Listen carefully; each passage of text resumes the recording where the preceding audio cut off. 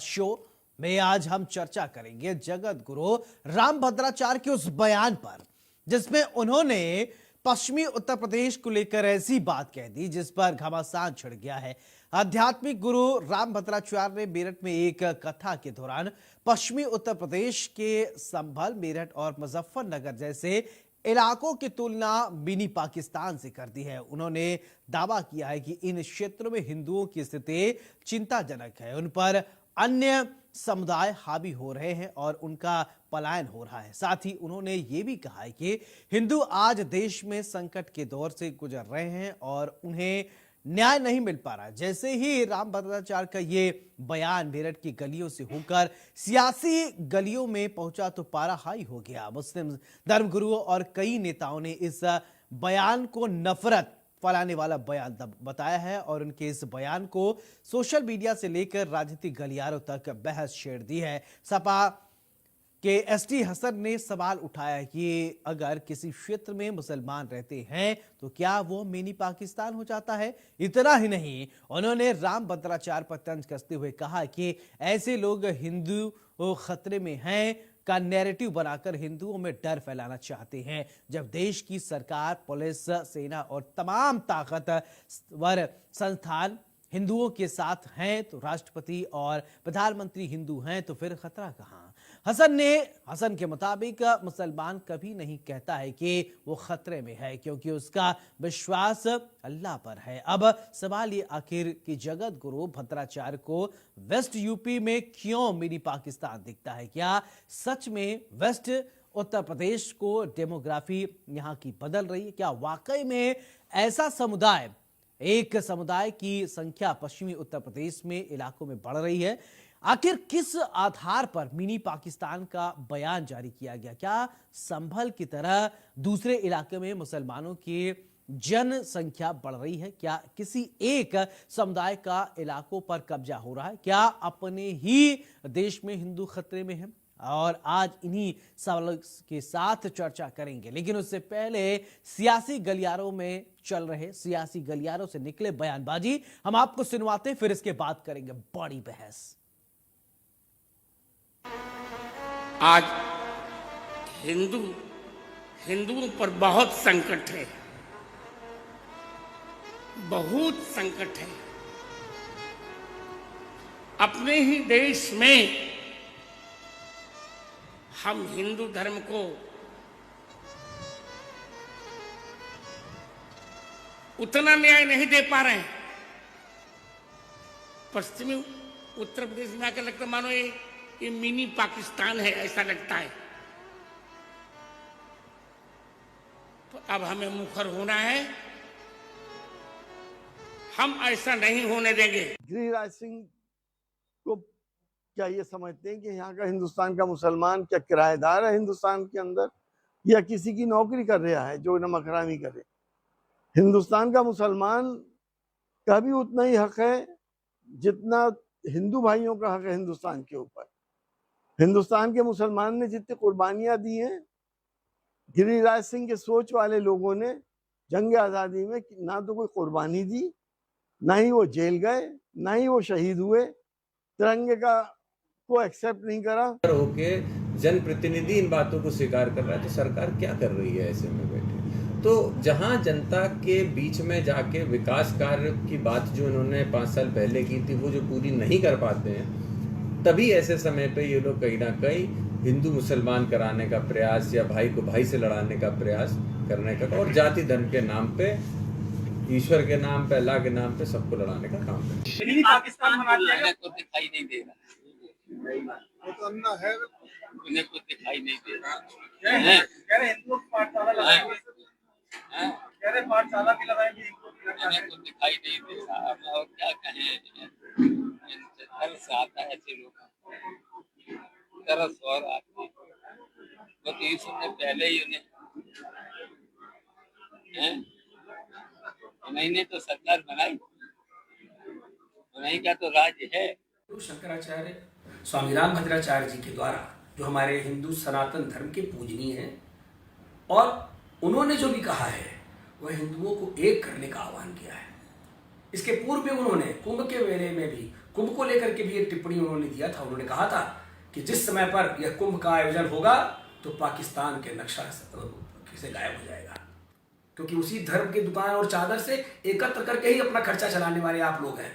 लेकिन हिंदुस्तान के सनातन में एक भी ऐसा आपको आकार नहीं। भारतीय जनता पार्टी की जहाँ जहाँ सरकारें हैं उन सरकारों ने कोई ज़मीनी काम नहीं किया है। ऐसे में उन्होंने बहुत सारे बाबाओं को, साधुओं को लॉन्च किया है, जिनका काम ये है कि हिंदू और मुसलमान करें, देश में नफरत फैलाएं। देश में कोई हिंदू राष्ट्र की बात कर रहा है, कोई ये कह रहा है कि हिंदू संकट में है। भारतीय जनता पार्टी की सरकार है। भारतीय जनता पार्टी की सरकार अब से नहीं है, 2014 से है देश में, और तब भी हिंदू संकट में है। तो भारतीय जनता पार्टी के लोगों को इस्तीफा दे देना चाहिए, सरकार खत्म कर देनी चाहिए।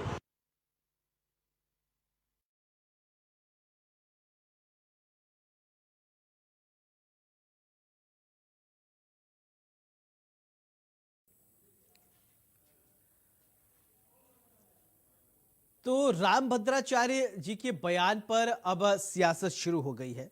रामभद्राचार्य जी ने बयान दिया, उन्होंने पश्चिमी उत्तर प्रदेश को मिनी पाकिस्तान कहा। इसको लेकर अब सियासी बयान शुरू हो गया है। तो जगत गुरु रामभद्राचार्य के उस बयान पर, जिसमें उन्होंने पश्चिमी उत्तर प्रदेश को लेकर ऐसी बात कह दी जिस पर घमासान छिड़ गया है। आध्यात्मिक गुरु रामभद्राचार्य ने मेरठ में एक कथा के दौरान पश्चिमी उत्तर प्रदेश के संभल, मेरठ और मुजफ्फरनगर जैसे इलाकों की तुलना मिनी पाकिस्तान से कर दी है। उन्होंने दावा किया है कि इन क्षेत्रों में हिंदुओं की स्थिति चिंताजनक है, उन पर अन्य समुदाय हावी हो रहा है और उनका पलायन हो रहा है। और साथ ही उन्होंने ये भी कहा कि हिंदू आज देश में संकट के दौर से गुजर रहे हैं और उन्हें न्याय नहीं मिल पा रहा है। जैसे ही ये रामभद्राचार्य का ये बयान मेरठ की गलियों से होकर सियासी गलियों में पहुंचा तो पारा हाई हो गया है। मुस्लिम धर्मगुरु और कई नेता ने इस बयान को नफरत फैलाने वाला बयान बताया है और उनके इस बयान से सोशल मीडिया से लेकर राजनीतिक गलियारों तक बहस छिड़ गई है। सपा सांसद एसटी हसन ने सवाल उठाया कि अगर किसी क्षेत्र में मुसलमान रहते हैं तो क्या वह मिनी पाकिस्तान हो जाता है। इतना ही नहीं, उन्होंने रामभद्राचार्य पर तंज कसते हुए कहा कि ऐसे लोग हिंदू खतरे में हैं का नैरेटिव बनाकर हिंदुओं को डराना चाहते हैं। जब देश की सरकार, पुलिस, सेना और तमाम ताकतवर संस्थान हिंदुओं के हाथ में है तो राष्ट्रपति, प्रधानमंत्री हिंदू हैं, तो फिर खतरा कहां से है। हसन के मुताबिक मुसलमान कभी नहीं कहता कि वो खतरे में है, क्योंकि उसका विश्वास अल्लाह पर है। अब सवाल है कि आखिर जगत गुरु रामभद्राचार्य, तो रामभद्राचार्य ने जो बयान दिया है उसको लेकर तमाम अब राजनीतिक बयानबाजी शुरू हो गई है। रामभद्राचार्य के बयान पर ही आज हम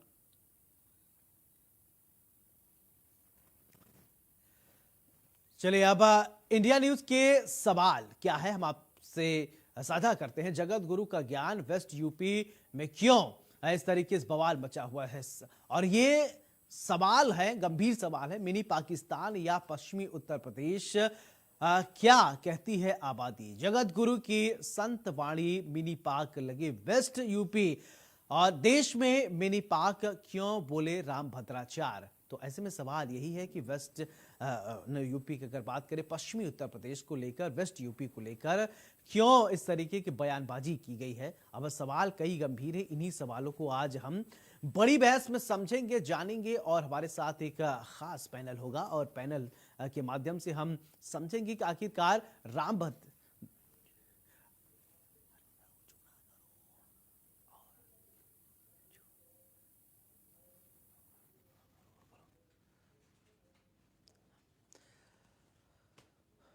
तो आज हम समझेंगे क्या आखिरकार इस बयान के क्या मायने हैं, क्या इस बयान के सियासी मायने हो सकते हैं। हमारे साथ एक खास पैनल, सबसे पहले परिचय करवाते हैं, फिर इसके बाद चर्चा की शुरुआत करते हैं। सूर्य प्रकाश जी हमारे साथ हैं, नेता बीजेपी की, बहुत बहुत स्वागत है। डॉक्टर शिव कुमार दुबे जी हैं, प्रवक्ता समाजवादी पार्टी के, बहुत बहुत स्वागत है। आचार्य मोहित शुक्ला जी हैं, हिंदू धर्म गुरु हैं, बहुत बहुत स्वागत है। और अली आरिफ जी हमारे साथ हैं, मुस्लिम स्कॉलर हैं, बहुत बहुत स्वागत है आरिफ साहब।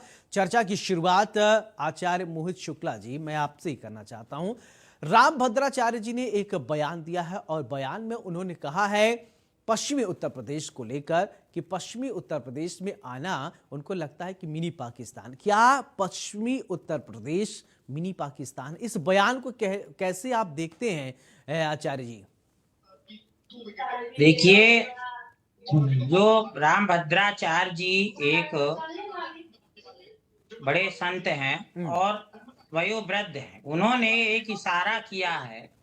और देखिए, सबसे ज्यादा जो मुगलों का और मुस्लिम आक्रमणकारियों का हमला दिल्ली और उत्तर प्रदेश पे हुआ, उसका साक्ष्य मैं दे देता हूँ कि काशी, मथुरा और अयोध्या तीनों राम कृष्ण की और भगवान शिव की भूमि रही है। 12 ज्योतिर्लिंग में काशी विश्वनाथ है, और तीनों जगह पर जो हमारे मूल मंदिर थे उनको तोड़कर वहां मस्जिद का निर्माण किया गया।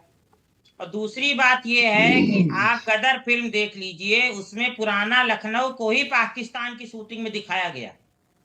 तो ये सारी बातें इस ओर इशारा कर रही हैं कि अगर मुस्लिमों में इतना बड़ा हृदय है तो उनको अयोध्या के मामले में इतना विलंब कोर्ट के निर्देश की क्या आवश्यकता थी? मिल बैठकर बातचीत से मंदिर बन जाता।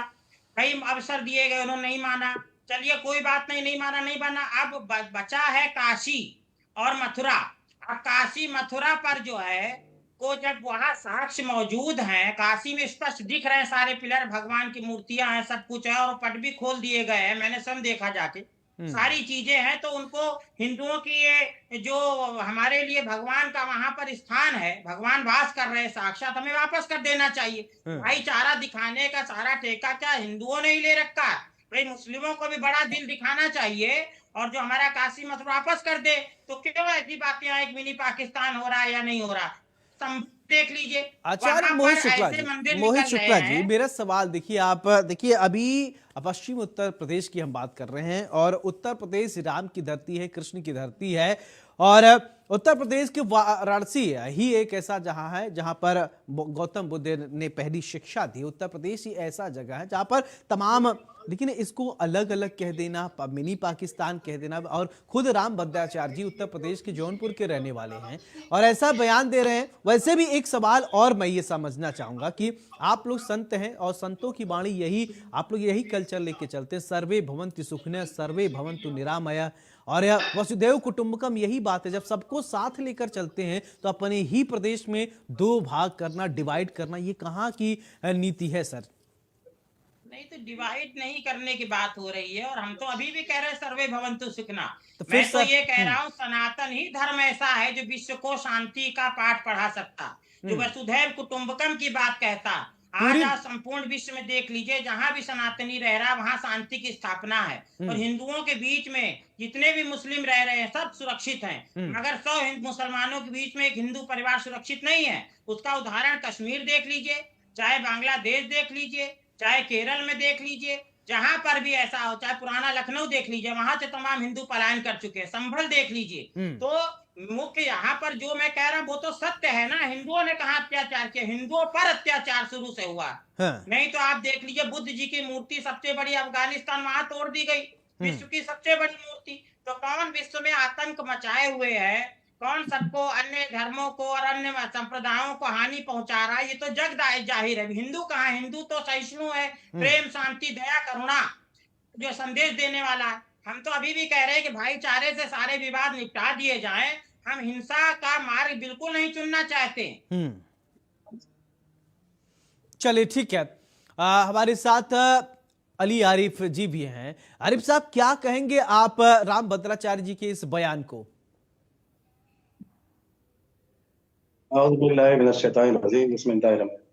मेरी आवाज आ रही है? जी जी, आपकी आवाज आ रही है, बोलिए। हेलो। हाँ हाँ, आपकी आवाज आ रही, बोलिए। जी ठीक है जनाब, सुनिए। रामभद्राचार्य का बयान बहुत ही तंग नजरी का सबूत है। सॉरी, माफ करिएगा, तंग नजरी तो उसके लिए है जिसके पास नजर हो। इनके पास तो नजर ही नहीं है, तो ये बेचारे देखेंगे क्या? नहीं, ऐसे नहीं बोलना चाहिए। अभी डॉक्टर मोहित साहब ने जो फरमाया, डॉक्टर साहब सुनिएगा, डॉक्टर साहब प्लीज, आप सज्जन आदमी हैं, थोड़ा सुन लीजिए। नहीं, सज्जन तो सभी यहाँ पे। सूरदास जी हैं, उनको आप इस प्रकार ना कहें। डॉक्टर देखिए, नजर तो अंतः चक्षु होते हैं, उनके ज्ञान के चक्षु खुले हुए हैं। अब बाहर से किसी के नहीं है तो भाई उसको इस हमको तरह से सार्वजनिक रूप से हमको नहीं तो वो कहना चाहिए नाबीना कि दिख उनको रहे हैं देख तो नहीं हम सकते। नाबीना है, तो नाबीना को नाबीना ही कहा जाएगा। आप धर्मगुरु हैं तो आपको धर्मगुरु ही कहा जाएगा। आपको अनपढ़ तो नहीं कहा जाएगा ना, जाहिल तो नहीं कहा जाएगा। इसमें बुरा मानने की क्या बात है? और बुरा मानने को तो खैर हर बात पे बुरा मानते हैं आप। बहरहाल ये आपका अपना फेल है। नहीं, कुछ बातें ऐसी तो ये होती क्या हैं आरिफ साहब, नहीं बोली जाती। तो गोरे अभी को गोरा कह दोगे नहीं दिक्कत होगी, नहीं आपको बोला जाए काला आदमी बैठा है काला, तो अभी डॉक्टर तुरंत मोहित तुरंत साहब देखिए ने जो हो भी जाता है। फरमाया कुछ ऐसी आप बातें सही होती हैं, कह नहीं रहे हैं। कहते हैं। ठीक है, आप बोलिए। ठीक है, बोलिए। भद्राचार्य जी ने जो कहा पश्चिमी उत्तर प्रदेश मिनी पाकिस्तान हो गया है, मैं उसी सिलसिले में आपसे कहना चाह रहा था। बहुत ही तंग नजरी का सबूत दिया उन्हें। सच्चाई तो ये है कि अगर पूरे भारत को आप देखें, पूरे भारत पर निगाह डालें, डॉक्टर मोहित साहब ने अभी उसकी पुष्टि भी की है, कंफर्म भी किया है। इन भड़काऊ बयानों से, नफरती बाड़ों से, नफरतों की जो बाजार गर्म कर रखी है उससे आप पूरे देश में निगाह डालिए।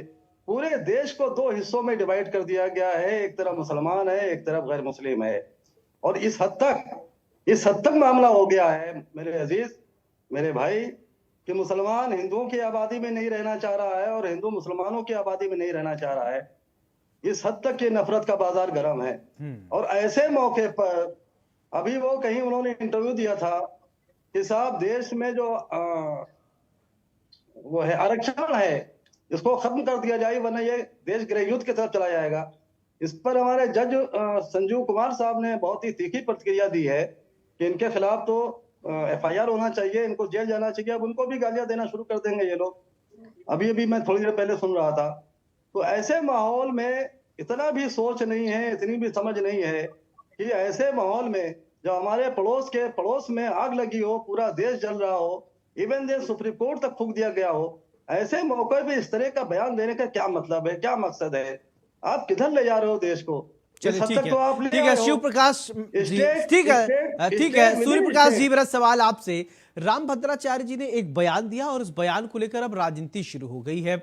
उन्होंने पश्चिमी उत्तर प्रदेश को कहा कि मिनी पाकिस्तान कह दिया है। और कैसे देखते हैं इस बयान को? आखिरकार राम भद्राचार्य जी इतने ज्ञानी पुरुष होकर, इतने व्यासपीठ के पीठाधीश्वर होकर, इतने उनको ज्ञान होने के बाद इस तरीके की बात कह रहे हैं, क्या महत्व है इस बयान का? थोड़ा समझाइए। धन्यवाद। पहले तो आपको और पूरे उत्तर प्रदेश को भारत माता की जय, वंदे मातरम। और जैसा कि आप चर्चा कर रहे हैं श्रद्धेय संत श्री राम भद्राचार्य जी के विषय में, और अभी यहाँ पर बैठ के कौन से कोई आरिफ है या क्या नाम है, उन्होंने किस प्रकार की टिप्पणी एक श्रद्धेय संत के विषय में की और फिर भी वो शांति से आपकी स्क्रीन पे है, ये बहुत ही दुखद है। मुझे ऐसा लगता है कि इस प्रकार के घटिया मानसिकता वाले लोगों को आपको यहाँ बैठाना नहीं चाहिए। इस प्रकार के लोगों को आप एक्सपोजर देते हैं, इससे ये पता चलता है कि आप किस प्रकार की जो ये घटिया मानसिकता के लोग हैं उनकी भी बात आप रखने का मौका दे रहे हैं। मुझे बहुत दुख है कि एक संत के विषय में इस प्रकार की बात की है। ये आतंकवादियों को पालने पोसने वाले, आतंकवादियों को अपना बाप मानने वाले लोग इस प्रकार की बात यहाँ करेंगे, वो तो जग जाहिर है, लेकिन आपको ऐसा प्लेटफॉर्म नहीं देना चाहिए। अब हम आ जाते हैं श्रद्धेय राम भद्राचार्य संत जी के बात के ऊपर। देखिए, उन्होंने कुछ कॉन्टेस्ट में बोला है। आप देखिए जिस प्रकार से सहारनपुर है, कैराना है, मुजफ्फरनगर है, शामली है, वहां पर मुस्लिम आबादी लगातार बढ़ती चली जा रही है। और मैं आपको कुछ नाम ले देता हूं आबादियों के परसेंटेज को, ताकि आपके दर्शकों को भी समझ में आए कि श्रद्धेय संत राम भद्राचार्य जी ने किस कॉन्टेस्ट में बोला।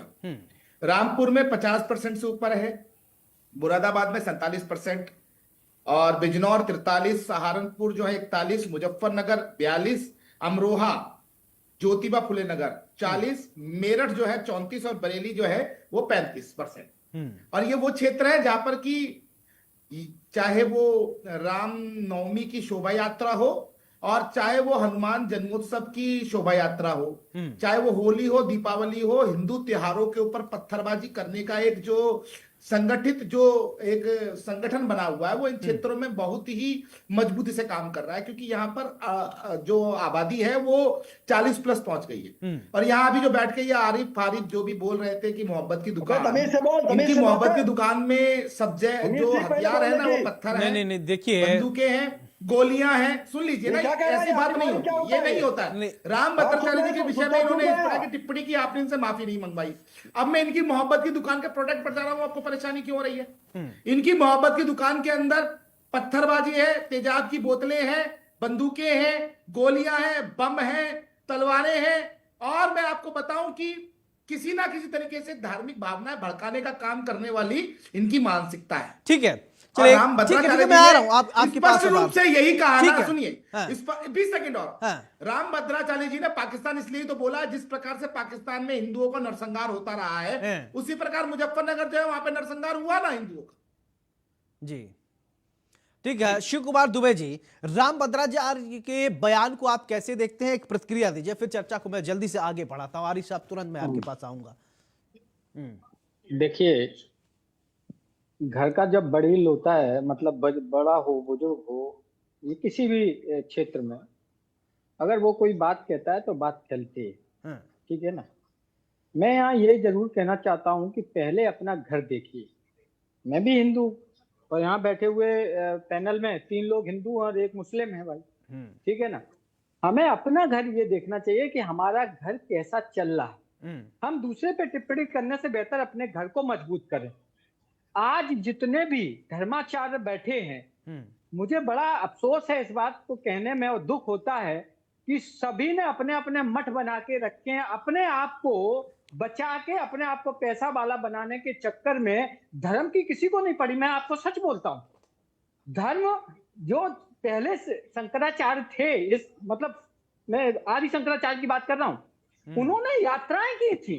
मैंने अपने जीवन में मैंने ये देखा है, मैं भी पत्रकार रहा हूं, मैं ये सोचता था कि मैं किसी तरीके से शंकराचार्य का इंटरव्यू कैसे करूं, मैं सोचता था, मतलब कि बहुत बड़ी बात होगी। लेकिन उस समय आज की थोड़ी थोड़ी परिस्थिति बदली। कहीं ना कहीं ये उन्हीं की कमी है ना, कि हमारे धर्म में जो विसंगतियां आई हैं, सनातन धर्म में जो विसंगतियां आई हैं, सनातन धर्म से जो जनरल मतलब लोग कट हुए हैं, क्या रीजन रहा? एक तो फ्रॉड लोगों का आना, चाहे आप भी जानते हैं कि कितने फ्रॉड आ गए हैं बाबा, उन लोगों ने अपने चंगुल में फंसाया सनातन धर्म के लोगों को। और जो हकीकत में जो योग्य थे, जो हमारे शंकराचार्य जी हैं, 4 शंकराचार्य जी, इनसे लोगों की दूरियां। तो निश्चित तौर पर हम ये कह सकते हैं कि कोई भी टिप्पणी, जब आप एक प्रतिष्ठित पद पर हैं, तो आपको बहुत ही सोच समझ करनी चाहिए। हाँ। क्योंकि आज आप में वो ताकत नहीं है कि आप यहाँ से 25 करोड़ या 40 करोड़ जो भी संख्या बताते हैं, उनको आप मुसलमानों को निकाल सकते हैं? नहीं निकाल सकते। आपको यहीं रहना पड़ेगा, उन्हीं के साथ रहना पड़ेगा। तो कोशिश हमें ये करनी चाहिए। अच्छा, एक बात कि हम शिव कुमार जी, मित्र देखिए, रहें।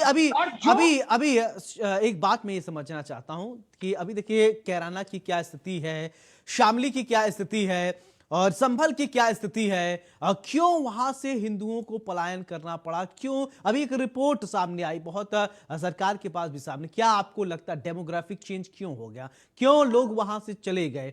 अगर यही है ना, भाई भाई हैं, तो फिर क्यों वहां से हटना नहीं, पड़ा? तो आप सोचिए, हाँ। आप एक चीज सोचिए, 2014 से कौन है देश में शासन, कौन कर रहा है? 2017 से शासन उत्तर प्रदेश में कौन कर रहा है? भाई आप इस बात को भी तो देखिए, अगर आपको कुछ गलत लग रहा है तो सत्ता किसके लिए आप है? सत्ता से भोगने के लिए आप है? आपको ऐसा लग रहा है कि हिंदुओं के साथ वहां गलत हो रहा है, तो आपको व्यवस्थित करिए ना, उसको सुधारिए। हाँ। लेकिन चलिए, सूर्य प्रकाश जी इसका जवाब दे दीजिए। सूर्य प्रकाश जी इसका जवाब दे दीजिए कि अभी आप आंकड़े गिरा। ठीक है, ओके ओके, ठीक है, प्रतिक्रिया ले लेता हूं। सूर्य प्रकाश जी, अभी आप कह रहे थे आंकड़े दिखा रहे, कैराना की बात आपने की, संभल की आपने बात की, आपने शामली की बात की, डेमोग्राफिक चेंज की आप बात करें, सत्ता में आप हैं 2014 के बाद, तो फिर क्यों आप लोग इसको सही नहीं कर पा रहे हैं? एक सवाल।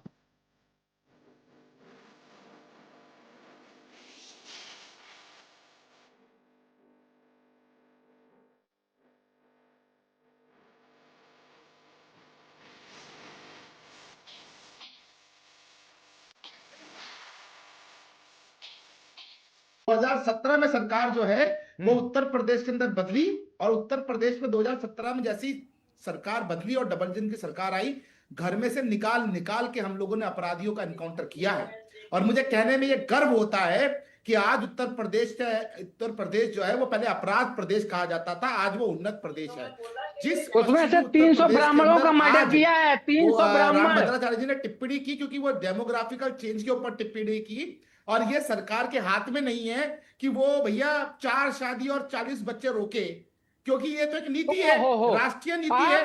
4 शादी और 40 बच्चे करेंगे हम, तो हमारे 70 और सबके हाथ में पत्थर रखेंगे, उसका इलाज सरकार के पास नहीं है बच्चे पर रोकने हो गए, तो वो जो एक संगठित तरीके से लगातार आबादी बढ़ाई जाती है। नियंत्रण का कानून ला सकते थे ना, आपको शांति से सुनिए ना, काय बखला कर रहे हैं, नहीं, अभी तो दर्द होना शुरू हुआ है, सुनिए आप। बात और अब देखिए जिस प्रकार से मुजफ्फरनगर में दंगा हुआ था, हिंदुओं को दौड़ा के मारा गया था, काटा उंगली गया मत था। दिखाइए भाई शिव कुमार दुबे जी, क्यों उंगली दिखा रहे हैं? नहीं, ठीक है, बात सुनिए बौखला रहे हैं, सुनिए बौखला रहे हैं, नहीं असलियत दिख रही है ना, नहीं, इसलिए उंगली मत दिखाइए प्लीज। अरे ठीक है साहब, 3 उंगली, 1 उंगली दिखाएंगे, 3 आपकी तरफ रहेगी प्लीज, इसलिए ये सब नहीं, नहीं ऐसा मत करिए। नहीं मुझे 100 में बुलाना। अरे अभी भी तो गए थे नाक रगड़ने के लिए। दुबे जी सुनिए भाई, सुनिए, ऐसा नहीं होगा ना, सिर्फ आप सुनेंगे फिर एक एक करके बोलिए, ठीक है? अगर कुछ आपको आपत्ति हो आपके पास, ठीक है बोलिए। कोई दिक्कत नहीं। सूर्य प्रकाश जी कंप्लीट कीजिए। देखिए ये उंगली जो है ना,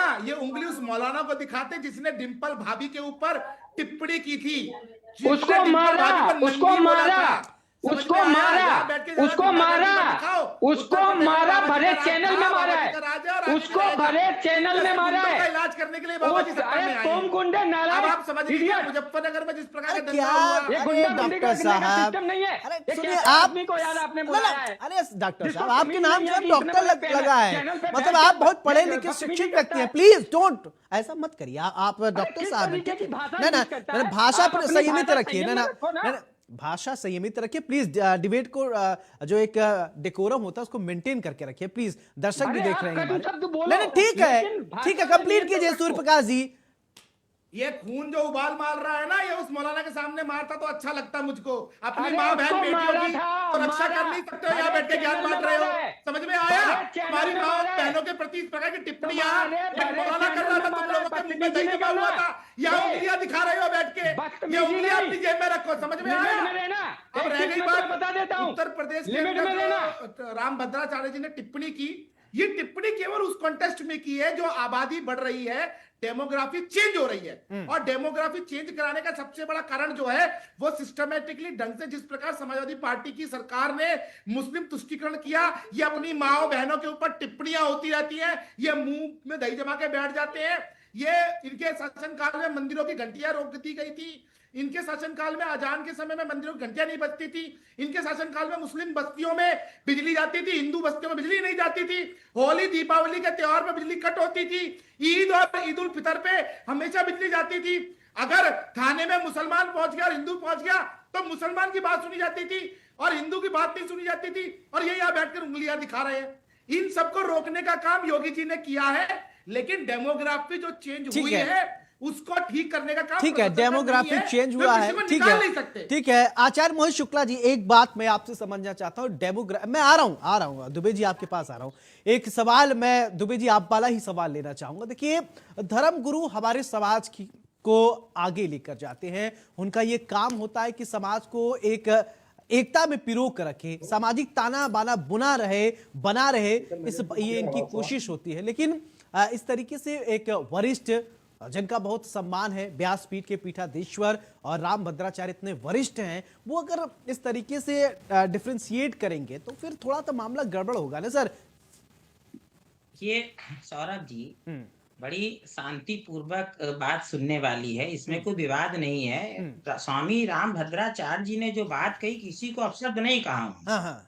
देखिए यहाँ पर विषय ये है कि वो तलवार चलाएं तो ठीक और हम उफ भी ना करें, तो हम तो उफ करने का काम कर रहे हैं ना, केवल हम तो ये बता रहे हैं कि सनातन धर्म कहाँ पर सनातनियों पर अत्याचार हो रहा है, क्योंकि हम हिंदू धर्म गुरु हैं। जैसे मैं अपनी बात कह दूं कि मैं धर्म गुरु होने के नाते मेरा ये कर्तव्य है कि अगर किसी सनातनी या किसी हिंदू पर कहीं पर भी अत्याचार हो तो वो कष्ट मुझे होना चाहिए और उसके लिए मुझे बोलने का अधिकार है। कि मैं अच्छा एक बात और, अभी हाल ही में राम भद्राचार्य जी ने सुनिए, एक बात सुनिए मेरी बात, मैं कोड करता हूँ, मैं ठीक है मैं कोड एक करता हूँ कि राम भद्राचार्य जी ने, सुनिए सर प्लीज। अभी उन्होंने कहा था प्रेमानंद महाराज जी को लेकर भी उन्होंने कटाक्ष किया था, उसको लेकर खूब बवाल हुआ। मतलब बवाल नहीं, प्रेमानंद महाराज जी को ये कहा था कि संस्कृत का उनको ज्ञान नहीं है और वो बहुत ज्यादा कभी कभी संस्कृत को लेकर बहुत ज्यादा ये रहता है कि संस्कृत पढ़ना चाहिए। अब ऐसा तो है नहीं सभी संस्कृत पढ़ेंगे, सभी संस्कृत के विद्वान होंगे, ऐसा तो है नहीं। कुछ पढ़े हैं, कुछ पढ़े लिखे नहीं है। मैं सौरभ जी आपकी बात का जवाब दे रहा हूँ, मैं समझ गया। इस बात का जवाब भी मैं संस्कृत से पीएचडी हूँ। राष्ट्रपति द्रौपदी मुर्मू जी ने मुझे उपाधि दिल्ली में प्रदान करी संस्कृत विषय से, फिर भी मैं हर उस व्यक्ति का सम्मान करता हूँ जिसको संस्कृत नहीं आती। हाँ। जैसे उदाहरणार्थ अभी आपने बोला कि रामभद्राचार्य प्रेमानंद जी, मैं नहीं मानता प्रेमानंद जी को संस्कृत नहीं आती। अगर किसी को संस्कृत नहीं आती हो तो इससे उसकी ये नहीं सिद्ध होता है कि अगर संस्कृत आती तभी वो विद्वान है, ऐसा नहीं। देखिए, कोई किसी विषय का विद्वान होता है, कोई किसी विषय का विद्वान होता है, कोई संस्कृत का होता है, कोई हिंदी का होता है, कोई विज्ञान का, कोई गणित का। ठीक है, अलग अलग सब्जेक्ट है सब। हाँ, ठीक है। अब रही बात स्वामी रामभद्राचार्य जी, मैं उनके लिए ये कहता हूँ कि वो एक बुजुर्ग व्यक्ति है और बुजुर्ग एक संत हैं, शिरोमणि हैं। और मैं जब आप सोचिए कि मैं उनको ऐसे ही बचपन से देख रहा हूँ। जब मैं 16 वर्ष का था, लक्ष्मण मेला सन 2000 में मैंने उनके साथ प्रवचन किया मंच पे। अब मैं छोटा सा था, आज मेरी आयु 40 साल के लगभग 42 साल हो रही है। अब भी मैं उनको वैसे ही देख रहा हूँ। तो इतने वयोवृद्ध व्यक्ति हैं वो, मैं उनका सम्मान करता हूँ, ज्ञान वृद्ध हैं, आयु वृद्ध हैं। इसलिए अगर वो कोई बात कहते हैं, मैंने प्रेमानंद जी से भी आग्रह किया और मुझे ऐसा उम्मीद है कि प्रेमानंद जी ने मेरी बात सुनी होगी और उन्होंने मेरी बात स्वीकार भी करी कि भाई स्वामी रामभद्राचार्य जी सबसे वृद्ध हैं, उनकी बात का किसी को बुरा नहीं मानना चाहिए, मेरा ऐसा कहना। उन्होंने किसी को अपशब्द नहीं कहा, उन्होंने स्वयं भी कहा कि ना मैंने प्रेमानंद जी को अपशब्द कहा, मैं उनको स्नेह देता हूँ, प्रेम देता हूँ। और आज भी जो उन्होंने बात कही है वो भी सनातनियों की रक्षा हेतु उन्होंने बात बोली है, जहां उनकी संख्या घट रही है। अब देखिए एक मोहित जी, एक बात ये तुलना देखिए है तो, देखो पाकिस्तान तो है एक देश, एक स्वतंत्र देश है, लेकिन उसको जब भारत से वो अलग हुआ तो कितना काट हुआ, कितना दिक्कतें हुई, किस तरीके से भारत की आत्मा को चीरते हुए उसको दो भागों में बांटा गया, इसलिए लोगों को बहुत कष्ट हो जाता है। लेकिन उत्तर प्रदेश तो ऐसा है नहीं ना, डेमोग्राफिक हमारा एक ही है ना। नहीं किया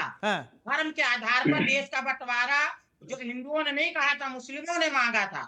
कभी नहीं चाहते कि देश का बंटवारा हो, ना हम ये चाहते कि देश के मुस्लिम यहाँ से बाहर जाए। हमारे वो भाई थे, भाई हैं, भाई रहेंगे। हम तो चाहते सब लोग मिलके रहें भारत के अंदर। और कभी भी हिंदुओं ने नहीं कहा, पहले भी नहीं कहा। 1947 में जब देश आजाद हुआ तब भी यहाँ के मुसलमानों ने कहा हमें अलग देश चाहिए। तो पाकिस्तान, पूर्वी पाकिस्तान, पश्चिमी पाकिस्तान। एक बात और छोटा सा मेरा सवाल, फिर उसके बाद मैं तुरंत आरिफ साहब के पास जाऊंगा। वो जी मेरा सवाल एक, मुसलमान कभी ये नहीं कहता है कि मुसलमान खतरे में है, लेकिन हिंदू ये जरूर कहता है कि हिंदू खतरे में, क्यों? अरे कई बार मौलानाओं का बयान है इस्लाम खतरे में है, इस्लाम खतरा, अल्लाह अकबर। कई सांप्रदायिक दंगे हुए, उन्होंने मस्जिदों से ऐलान हुआ। इसमें जब कश्मीर में कश्मीरी पंडितों का मारा जा रहा था, मस्जिदों से ऐलान हो रहा था। कश्मीर देख लीजिए कि इस्लाम खतरे में है, खदेड़ो हिंदुओं को, खदेड़ो। जहां पर भी सामने तब मौलाना लोग ही आवाज लगाते हैं। ठीक है, ठीक है आरिफ साहब, एक सवाल मेरा आपसे। ठीक है आरिफ साहब, मेरा सवाल, इसी देश में रहना है, सबको रहना है, हिंदू को रहना है, मुसलमान को रहना है, क्यों ना एक होकर रहा जाए? क्यों आखिरकार, क्या आप वजह मान रहे हैं, क्या राजनीति की वजह से इस तरीके की बातें सामने आ रही हैं, या डेमोग्राफिक चेंज हो रहा है इस वजह से इस तरीके की बातें सामने आ रही हैं? क्या आपको वजह लग रहा है? मिस्टर एंकर, अभी तक तो मैं समझ रहा था कि शायद हमको डॉक्टर वीके दुबे साहब को आपने खाली इसलिए बुलाया है कि हम लोगों की बकवास सुनते रहें। बहरहाल मौका दिया आपने, इसका शुक्रिया आपका। नहीं, मौका सबको मिलेगा, नहीं सबको बराबर मौका मिलेगा। ठीक है, बोलिए। सुनने की तकलीफ करिए, अब सुनने की तकलीफ करिए। जी। रेस्पेक्टेड चैनल है। अरे मैं चैनल, हमको पता है मेरा रेस्पेक्टेड है सर, आप बोलिए। ये थोड़ा इम्पार्शियल बात होगी। डॉक्टर वीके दुबे साहब हो या कोई भी भारतीय हो, अगर वो हक और सच बोलेगा तो जिस अंदाज में हमारे पैनलिस्ट उनसे बदतमीजी कर रहे थे, हमसे भी उन्होंने किया, आरिफ वारिफ क्या क्या कह के बुलाया, यही इनकी तहजीब है। और आपके चैनल पे इस तरह की बदतमीजी के अल्फाज इस्तेमाल हो, ये मेरे ख्याल से कहीं से मुनासिब नहीं है। दूसरी चीज है कि शुरू में डॉक्टर साहब भी यही कह रहे हैं और मैंने भी शुरू में यही कहा कि ये हो, सपोज कर लीजिए कि पश्चिमी उत्तर प्रदेश पूरा मुसलमानों की आबादी से भर गया है। इसी तरह के इल्जाम इससे पहले शामली के बारे में भी लगाया गया था। शामली की जब जांच हुई है, रिपोर्ट आई है, तो ये आया कि साहब लोगों ने वहां से अपने कारोबार को दुरुस्त करने के लिए कारोबारी मामलात के तहत उन्होंने कहीं शिफ्ट किया। तो इस तरह की अनारकल और झूठ फैला करके, और खास तौर से डॉक्टर मोहित साहब से मैं उम्मीद करता हूँ कि कम से कम झूठ का सहारा न लें आप। अभी आपने कहा कि पाकिस्तान या मुल्क के बंटवारे की वकालत मुसलमानों ने की है। एक मिनट सर, डॉक्टर साहब प्लीज, आप भी अगर कहीं से मैं गलत होऊंगा तो मुझको 1929 में सबसे पहले टू नेशन थ्योरी की बात हिंदू महासभा ने की है, जिसको कि हमारे डॉक्टर मोहित साहब झुटला रहे हैं। ये ऑन रिकॉर्ड है, ये ऑन रिकॉर्ड है। मैं तो हिंदू धर्म गुरु हूँ, मैं तो संपूर्ण हिंदुओं की बात कह रहा हूँ। हिंदू महासभा का मैं सदस्य थोड़ी हूँ। दूसरी चीज डॉक्टर साहब प्लीज, दूसरी चीज ये कि अगर ये हो रहा है तो क्यों हो रहा है, इसकी वजह पे यकीनन ये हो रहा है, मैं भी मान रहा हूँ। ये पोलराइजेशन इसलिए हो रहा है कि जो जहर और जो नफरतों का बाजार गर्म कर दिया गया है, ये इसकी वजह बन रही है कि मुसलमान हिंदुओं की आबादी में नहीं रहना चाह रहा है और हिंदू मुसलमानों की आबादी में नहीं रहना चाह रहा है, एक दूसरे से डरे हुए हैं लोग। ये इसी की देन है, इन्हीं तरह के बयानों की। चलिए इसका जवाब मैं, ठीक है, अब डरे हुए हैं, इसका जवाब शिव कुमार दुबे देंगे। ठीक है शिव कुमार दुबे जी, ठीक है, एक मिनट, ठीक है शिव कुमार दुबे जी, क्या वास्तव में आपको भी ऐसा लगता है जैसा कि आरिफ साहब को लग रहा है? आरिफ साहब पूछने दीजिए अब सवाल। आरिफ साहब को जैसा लग रहा है, शिव कुमार जी आपको भी क्या ऐसा लगता है कि मुसलमान हिंदू के मोहल्ले में नहीं रहना चाहता, हिंदू मुसलमान के मोहल्ले में नहीं रहना चाहता? ये जो ये एक मिनट अब पूछने दीजिए, ये क्या सामाजिक ताना बाना जो है वो बिगड़ चुका है? देखिए, हम ऐसे कई फैमिलियों को जानते हैं जिनके बाप एक थे और एक परिवार आज हिंदू और एक परिवार मुस्लिम है। आप कैसे कह सकते हैं इस बात को? मैं नहीं, आरिफ साहब कह रहे हैं। मुस्लिम है और गवर्नमेंट में हाई पोस्ट पे हैं। हाँ। और उनका एक परिवार, और ज्यादा बड़ी बात नहीं करता हूं, इस समय जो चर्चा का विषय रही है ना, हाँ। कुरैशी फैमिली का परिवार, एक परिवार अभी भी एमपी में उनका वो हिंदू ही है। हाँ। और एक परिवार ये बड़ौदा में जो रह रहा है वो मुस्लिम है। हाँ। तो कहने का मतलब हम सबका डीएनए तो एक ही है, लेकिन जिस तरीके बेमनस्ता बढ़ाई जा रही है हाँ। वो अच्छी बात नहीं है। हाँ। मैंने आपको पहले ही कहा, किसी भी सरकार की ताकत नहीं है कि ये 25 या 40 करोड़ मुसलमानों को आप समुद्र में फेंक देंगे, नहीं फेंक सकते हो आप। हाँ। आपकी ताकत नहीं है। इसलिए मैं कहता हूं, जब हमें साथ ही रहना है तो हम नफरत से क्यों रहें? हम उन कट्टरपंथियों को भी बोलते हैं जो कट्टरपंथी बाहर के लोगों के कांटेक्ट में आके इस देश में अपने सिर्फ कट्टरपंथी को जिहाद को चलाना चाहते हैं। हम उन्हें भी कहना चाहते हैं कि वो भी अपना रास्ता छोड़ दें, क्योंकि वो रास्ता लंबा नहीं चलता है। आप देखिए, कहीं का भी हो, अधर्म होता है, धर्म का रास्ता थोड़ा तकलीफ वाला होगा, लेकिन अच्छा एक बात दुबे जी, चलिए ठीक है, बात उठी है तो मैं पूछ लेता हूँ जी। ठीक है, हमारे देश के जो मुसलमान हैं उनका सम्मान है, लेकिन जो बाहर से दूसरे देश से चले आ रहे हैं, चाहे वो बांग्लादेश से चले आते हों, चाहे वो पाकिस्तान से चले आते हो, नेपाल के रास्ते चले आते हैं, जो अवैध तरीके से हमारे देश में घुसकर हमारे लोगों को ही बरगला रहे हैं, जो क्योंकि मुझे नहीं लगता कि जितनी लिबर्टी हमारे देश के मुसलमान को हमारे देश में, दुनिया के किसी भी इस्लामिक कंट्री में शायद इतनी लिबर्टी नहीं है। तो क्या आपको नहीं लगता जो बाहरी लोग आ रहे हैं हमारे देश में आकर हमारे सामाजिक ताने बाने को बिगाड़ रहे हैं, हमारे लोग में वैमनस्यता फैला रहे हैं, क्या उन पर कार्रवाई होने की जरूरत है नहीं? आप क्या सोचते हैं? इस पर जवाब दिए तुरंत, इसके बाद मैं बीजेपी के नेता से इसका जवाब लूंगा। हाँ एक मिनट, अब मेरी एक चीज, आप हमें ये बताइए, आप 2014 से हैं, आप जब 2014 में आए, क्यों नहीं आप पहले ही साल में ही? इसीलिए कहा ना, आप जवाब दीजिए, सूर्य प्रकाश जी से इसका जवाब ले लूंगा ना मैं। बात तो सुन लीजिए, एक मिनट, बात तो सुन लीजिए। आप क्यों नहीं जनसंख्या नियंत्रण कानून लाए, ताकि देश में इस तरीके की जो आपको जो लग रहा है, मैं उसके कॉन्सेप्ट में बात कर रहा हूँ, आपको जो लग रहा है कि इस तरीके से हो रहा है, तो आप क्यों जनसंख्या कानून नहीं लाके आए? क्यों देश हित में नहीं लेके आए? अगर आप यही करना चाहते हैं, आप क्यों नहीं लेके आए? एक दूसरा, आपने जो बोला कि बाहर से आ रहे, मैं समाजवादी पार्टी की तरफ से कहता हूं, विदेशी जो भी ऐसे लोग हैं, उनको आप मार के बाहर निकाल दो ना। कौन देश का एक भी एक भी आदमी ये नहीं कहेगा कि आपने ऐसे लोगों को क्यों जो भी घुसपैठी हो, चाहे बर्मा से हो, चाहे बांग्लादेश से हो, पाकिस्तान से हो, नेपाल से हो, इनको मार के भगाओ ना।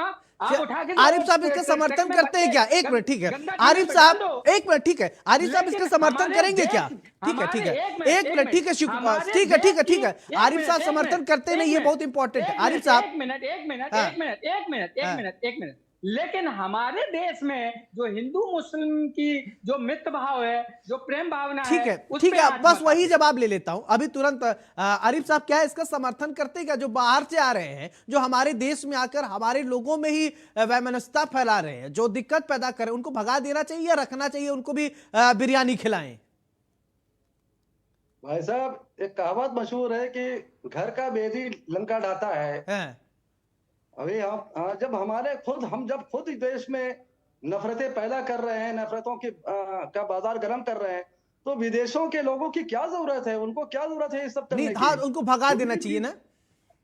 अरे भाई, बात सुनने भी डॉक्टर साहब क्या कह रहे थे? हाँ, नहीं आप बोल दीजिए, डॉक्टर साहब तो कह ही रहे हैं। बॉर्डर पर सिक्योरिटी फोर्सेज है कि नहीं है? किसकी जिम्मेदारी है देश की एक्सटर्नल सिक्योरिटी की? कैसे लोग आ जा रहे हैं? और अगर आ रहे हैं, अगर वो आ रहे हैं तो उनको ट्रेस आउट करना किसकी जिम्मेदारी? डॉक्टर दुबे की जिम्मेदारी है? लियारिफ की जिम्मेदारी है? किसकी जिम्मेदारी है? आप ये सवाल किससे करोगे? जो गवर्नमेंट में अभी मैं इनसे दुबे जिससे पूछा, उन्होंने कहा भगा देना चाहिए। मैं ये पूछ रहा था, आपने तुरंत बताया भगा देना चाहिए, फिर इसके बाद मैं सूर्य प्रकाश जी से जवाब ले लूंगा, क्योंकि आप सपोर्ट करेंगे तभी सूर्य प्रकाश जी जवाब देंगे। आप सपोर्ट तो करिए, बोलिए, तो बोल के दिखाइए कि भगाइए इनको। आप बोलिए आरिफ साहब, बोलिए भगाइए इनको, आप तो बोलिए, तो फिर इसके बाद सूर्य प्रकाश जी बोलेंगे भगाएंगे कि नहीं। वो आप बोलिए, तो क्या बोले? आप बोलिए ना, जो घुसपैठ करके बैठे उनको भगाइए। सपोर्ट फिर आप ही बोल लीजिए। कौन ये कहेगा, कौन भारतीय ये कहेगा कि एक्सटर्नल फोर्सेस को आने दीजिए आप? चलिए, ठीक है, नहीं बोलेंगे आप, ठीक है सूर्य प्रकाश जी बोलिए आप। ठीक है सर, देखिए इधर भी चलेंगे, उधर भी चलेंगे, ऐसा नहीं चलेंगे एक ही तरफ। ठीक है सूर्य प्रकाश जी, ठीक है। तो ये लोग जो एक मिनट, ठीक है आरिफ साहब, आपकी बात आ गई, प्लीज नो कमेंट। नैरेटिव तैयार कर दिया आपने फौरन। कोई नैरेटिव नहीं, मैंने से पूछा है, मैंने आंकड़े के बारे में पूछा। मैंने क्या नैरेटिव किया? मैंने सवाल पूछा, मैंने सिर्फ सवाल पूछा, सवाल नहीं पूछूंगा फिर आप बैठेंगे क्यों? मैंने सिर्फ सवाल पूछा, सवाल पूछना मेरा काम था, आपने अपनी बात रखी, आपका ये काम था। ठीक है सूर्य प्रकाश, सौरभ जी उन्होंने बोल दिया है, सौरभ जी आरिफ साहब ने बोल दिया है कि बाहर के नहीं, ठीक है। देखिए मैंने अब सवाल पूछा सर, आपको जवाब देना दीजिए, नहीं कह दीजिए मैं नहीं रहूं, जिप इट, मैं मुंह बंद कर लेता हूं। ठीक है सूर्य प्रकाश जी बोलिए, क्या लगता है आपको जो बाहर से आ रहे हैं उनको कैसे रोका जाए? उनको वो आके यहाँ पर दिक्कत पैदा कर दे रहे हैं, क्यों, कैसे आ जा रहे हैं? धन्यवाद। नजर नहीं है, नजारों की बात करते हैं, और ये जमीन पर चांद तारों की बात करते हैं। कल तक हाथ जोड़कर बस्तियों को लूटने वाले आज भरी सभा में सुधारों की बात करते हैं। आप देखिए साहब, अभी समाजवादी पार्टी के प्रवक्ता कहते हैं निकाल देंगे सबको, निकाल देना चाहिए सबको। अरे भैया, अगर ये क्लिप अखिलेश बाबू ने देख ली, अखिलेश भैया ने देख ली, तो तुम्हारी पत्ता कट जाएगा, निकाले कोई नहीं जाएंगे, तुम निकाले जाओगे। पहली आप मेरी चिंता ना करो। दूसरी चीज मैं आपको बताना चाहता हूं कि आपने अभी देखा ऑपरेशन सिंदूर हुआ। ऑपरेशन सिंदूर से पहले देश में एडवाइजरी जारी हुई कि इस देश के अंदर जो भी लॉन्ग टर्म वीजा पे है और साथ ही साथ जो शॉर्ट टर्म वीजा पे है, कोई भी प्रकार के वीजा पे, उन सबको भगाया जाएगा हिंदुस्तान। तो आपको जानकर हैरानी होगी, अभी आरिफ साहब के मुंह से नहीं निकल रहा था कि निकाल दें। क्यों? क्योंकि आपको मैं बताऊं, ऑन रिकॉर्ड है ये, 7 लाख से ज्यादा ऐसी बहुएं जो पाकिस्तान में ब्याही गई है या हिंदुस्तान में ब्याही गई हैं। उन्होंने हिंदुस्तान में 27 से 30 लाख बच्चे पैदा कर रखे हैं। अब मुझे नहीं पता, क्या पता आरिफ साहब के घर में भी कोई सी बेगम या कोई सी बहू हो, क्या पता इनका नवासा हो, इनका बेटा कोई पाकिस्तान से हो, कोई भरोसा नहीं है। तो ये जो इन्वेस्टिगेशन है ये अब पकड़ में आई, और ये कह रहे थे कि बाहर से घुसपैठियों को रोको। तो मैं इनको बता देना चाहता हूं, इसके लिए केंद्र सरकार ने बीएसएफ का दायरा 10 किलोमीटर से बढ़ाकर 50 किलोमीटर किया, ताकि घुसपैठ के ऊपर काबू किया जा सके। लेकिन परेशानी की बात यह है कि पश्चिम बंगाल सरकार जो है वो 30 किलोमीटर के आसपास का एक कॉरिडोर है, जहां पर कि आपको जान के हैरानी होगी, आपके दर्शकों को सुन के हैरानी होगी कि जो चिल्ला रहे हैं यहाँ बैठकर, उस कॉरिडोर में बीएसएफ को फेंसिंग लगाने के ऑर्डर नहीं दे रही है, और ये मामला सब जुडिस है, और वहीं से घुसपैठ होती है, बीएसएफ पकड़ती है, कुछ पकड़ पाती है, कुछ नहीं, क्योंकि सेम भाषा भाषी लोग हैं। बहुत सारी चीजें ऐसी हैं जिनके अंदर टीएमसी के लोग वहां इन्वॉल्व है, नकली आधार कार्ड बनवाने में, पैन कार्ड और आपका वोटर आईडी कार्ड। आपने देखा कि ये लोग पहुंच गए थे एसआईआर के खिलाफ में बिहार में कि यहां पर आधार कार्ड को एक्सेप्ट किया जाए। घुसपैठियों को बुलाकर उनके आधार कार्ड बनवा के उनको भारत का नागरिक बनाने की साजिश थी। तो ये एक बहुत बड़ा नेक्सस है जिसके ऊपर काबू प्राप्त करने में नरेंद्र मोदी सरकार और प्रदेश के अंदर योगी आदित्यनाथ जी की सरकार काम कर रही है। अब मैं एक चीज और आपको दिलाना चाहता हूं याद, अभी ये जो आरिफ साहब है शायद मदरसे से पढ़े हुए हैं, इनको यही नहीं पता टू नेशन थ्योरी जो है वो वीर सावरकर, स्वतंत्र वीर सावरकर जी से पहले जो है। देखिए ऐसा बीच बीच में आप पर्सनल कमेंट मत करिए, आप कहीं से भी पढ़े हो वो अलग की बात है, ऐसा मत कहिए, ठीक है, वो कहीं से पढ़े हो वो अलग की बात है। नहीं, आप कह रहा हूं ना, देखो मदरसा छाप जो होता है ना, उनको जानकारी नहीं होती, वही हाल इनका है। तो राष्ट्र के सिद्धांत का जो उल्लेख है वो नहीं, देखिए आप लोग शब्दों की मर्यादा भूल जा रहे हैं। आप जाहिल गवार क्यों बोल रहे हैं आरिफ साहब, और आप क्यों बोल रहे हैं मदरसे में पढ़े? ठीक है पढ़े, नहीं ठीक है, मैं आप दोनों को रोक रहा हूं, मैं आप दोनों को रोक रहा हूं, आप दोनों ऐसे मत बोलिए, मैं आप दोनों को रोक रहा हूं। प्लीज ऐसे शब्दों का इस्तेमाल कीजिए तो कि अच्छा रहे, ठीक है, आप मत बोलिए, ठीक है, कहीं भी पढ़े होंगे, ऑक्सफोर्ड में पढ़े होंगे, कहीं भी पढ़े होंगे, ठीक है, वो पढ़े हैं ना, बस पढ़े लिखे सफिशिएंट। मेरा कहना ये है कि मदरसे में ये जानकारी नहीं मिलेगी, इसलिए मैंने बताया कि 19वीं सदी में सर सैयद अहमद ने दो राष्ट्र का सिद्धांत दिया था। उन्होंने कहा था हिंदू के संग मुसलमान नहीं रह सकता, और ये वही सर सैयद अहमद है जिन्होंने अलीगढ़ मुस्लिम यूनिवर्सिटी की नींव रखी थी, और वहां पर एक माइनॉरिटी जो है यूनिवर्सिटी तैयार की थी जिसमें केवल मुसलमानों को पढ़ाने का रिवाज था। वो स्वतंत्रता के बाद भारत के संविधान की शक्ति के कारण वहां पर माइनॉरिटी स्टूडेंट जो हिंदू स्टूडेंट है उनको भी वहां पर यूजीसी ग्रांट के लिए उनको भी दाखिला देना शुरू किया। तो यही लोग देश तोड़ने वाले हैं, यही लोग पाकिस्तान ठीक है करने वाले हैं, और जब पाकिस्तान जीतता है तो यही लोग। चलिए अच्छा, आरिफ साहब कुछ कहना चाह रहे हैं, बोलिए जल्दी। ठीक है कंप्लीट करिए, फिर इसके बाद मोहित जी मैं आपके पास हूं। आरिफ साहब बोलिए क्या कह रहे हैं। जाहिल आदमी को थोड़ा सा मैं बता दूं कि मैं अलीगढ़ मुस्लिम यूनिवर्सिटी से पढ़ा हुआ हूँ। मैं मैकेनिकल, देखिए आप ये जाहिल और इस तरीके की शब्दावली आप इस्तेमाल क्यों कर रहे हैं आरिफ साहब? आपकी स्थिति पूरा उत्तर प्रदेश देख रहा है, आपकी स्थिति पूरा उत्तर प्रदेश देख रहा है, और आप जिस प्रकार की बातें कर रहे हैं उससे ये पता चल रहा है कि सच में आप मदरसा छाप है। आप लोग बुरहान वानी को भटका हुआ नौजवान बताते हैं, ओसामा बिन लादेन का समर्थन करते हैं, आईएसआईएस के झंडे को लेकर चलते हैं। आप प्रदेश के अंदर जो है वो वहां पर जो कोई अगर कोई कार्टून बन जाता है तो आप यहाँ प्रदेश को बंद कर देते हैं, और फिर आप बैठ के बातें बना रहे हैं। आप फिलिस्तीन का समर्थन करते हैं। ठीक है, अरे आरिफ साहब सुनिए, आप भी सूर्यप्रकाश जी, पढ़े लिखे का मतलब ये होता है कि आपकी बातों में चीजें झलके। नहीं साहब सुनिए, आरिफ साहब आप पढ़े हैं अलीगढ़ यूनिवर्सिटी में, ठीक है, बातें झलकनी चाहिए। नहीं किसी को जाहिल मत कहिए, किसी पे कमेंट पर्सनल मत करिए आप लोग। नहीं पर्सनल टिप्पणी के लिए नहीं बुलाए हैं। I don't know how these broke, यार। अभी रिप्लेस हो जाएंगे lenses. Can you not charge her? वैसे भी फर्स्ट टाइम कस्टमर्स के लिए लेंसेज फ्री है। उसके फ्रेम्स लेंस कार्ड से नहीं है। फर्स्ट लेंस फ्री सबको मिलता है। कुछ तो स्पेशल करो ना, she's a friend. Piyush, why would you do this? She's a friend. Get first lens free on any frame on the Lenskart app or a store near you. साहब नहीं इस तरीके की शब्दावली आप पूछिए। नहीं चुपचाप खामोशी से हम लोग सुन रहे हैं, और इस तरह से बदतमीजी कर रहे हैं ये। आप प्रश्न पूछिए। मोहित जी मेरा सवाल कि देखिए कैसे अब चीजों को बैलेंस कैसे किया जाए सभी, क्योंकि क्या ये जो बातें निकल कर लिखी रहती थी पहले, हिंदू मुस्लिम सिख ईसाई आपस में है सब भाई भाई, ये सब बातें सिर्फ अब किताबी हो गई हैं, इनका कोई मतलब ही नहीं रह गया है। अब इस समय जो राजनीति परिप्रेक्ष्य में चल रहा है, एक एक करके आप लोग जवाब दीजिए। मोहित जी पहले आप।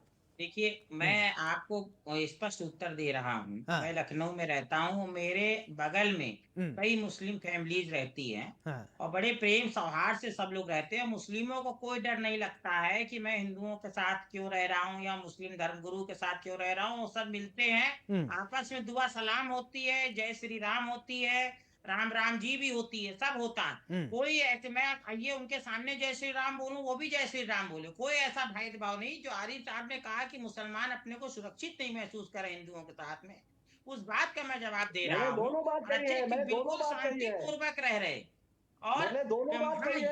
ये संभव ठीक है है। कि जहाँ पर मुस्लिम आबादी अधिक है ठीक है, वहाँ पर हिंदू जो ठीक है है शिव कुमार वो जी, अपने ठीक है को सर, सुरक्षित ठीक है महसूस शिव नहीं कुमार जी काफी देर से सुन रहे हैं। ये डॉक्टर कहना शिव कुमार जी, मेरा सवाल आपसे कि कैसे सामाजिक ताने बाने को बचा कर रखा जाए, कैसे, क्योंकि रहना साथ में ही है, या तो लड़ाई झगड़ा करके रहिए या शांति से रहिए, रहना साथ में ही है, तो कैसे संभव होगा?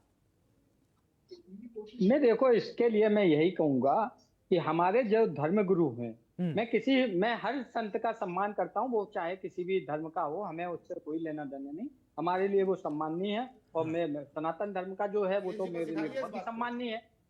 हाँ?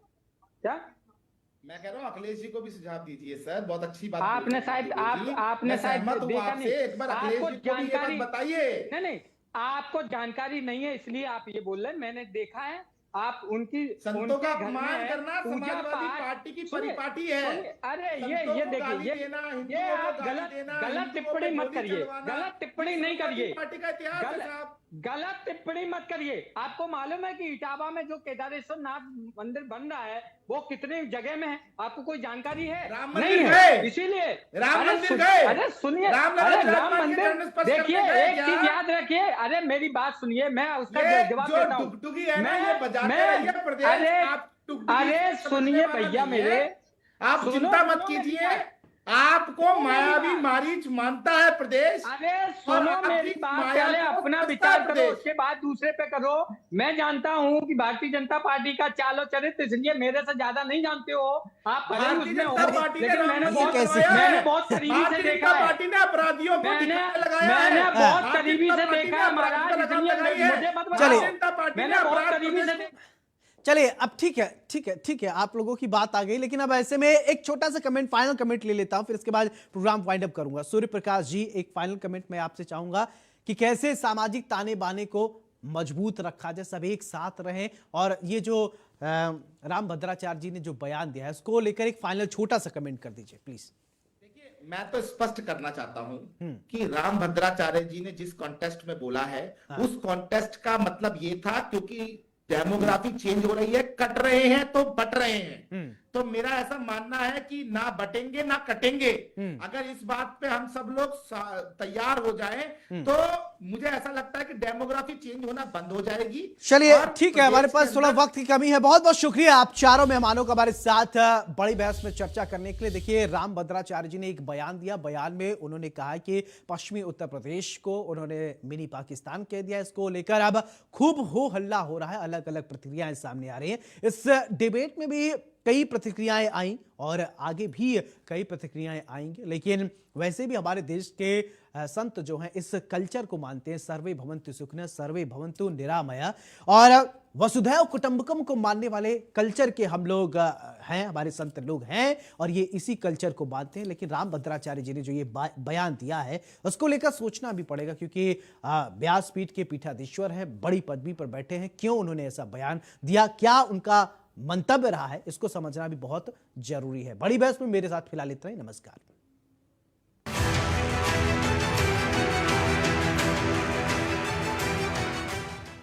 यशस्वी प्रधानमंत्री नरेंद्र मोदी जी के विकसित भारत के विजन को माननीय मुख्यमंत्री योगी आदित्यनाथ जी के साथ 25 करोड़ नागरिकों ने बनाया है समर्थ उत्तर प्रदेश का विजन 2047।